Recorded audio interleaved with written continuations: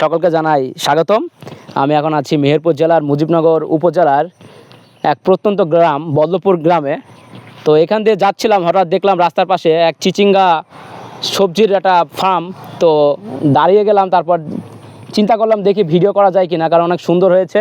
ঢাকা শহরের মানুষজন সবসময় কিনে খায়, কিন্তু এত সুন্দরভাবে কখনো কাছ থেকে দেখে নাই। তো আমি চেষ্টা করলাম সবাইকে দেখানোর জন্য। দেখুন অনেক সুন্দর সুন্দর চিচিঙ্গা ঝুলে রয়েছে। এগুলো প্রায় 5 মাস 6 মাস সময় লাগে চিচিঙ্গা ধরতে।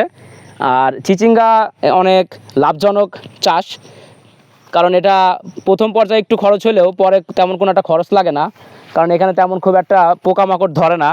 আপনি চাইলে দেখতে পারেন যতগুলো চিচিঙ্গা রয়েছে, কোনো চিচিঙ্গাতে তেমন কোনো পোকা হয় নাই।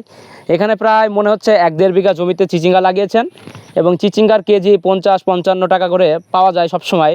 তো ঢাকা শহরে আরও বেশি হয়, তো গ্রাম অঞ্চলে আপনি পাইকারি 40-45 টাকায় বেচা যায়। তো এটা একটা লাভজনক চাষ। আপনি চাইলে যে কোনো মানুষ চাইলে এটা করতে পারেন। তো আপনারা বাগানটা সুন্দর করে ঘুরে দেখুন। দেখুন অনেক সুন্দর সুন্দর চাষ আছে এখানে, অনেক সুন্দর সুন্দর চিচিঙ্গা রয়েছে। আপনি সুন্দর করে দেখুন কতগুলো চিচিঙ্গা হয়েছে।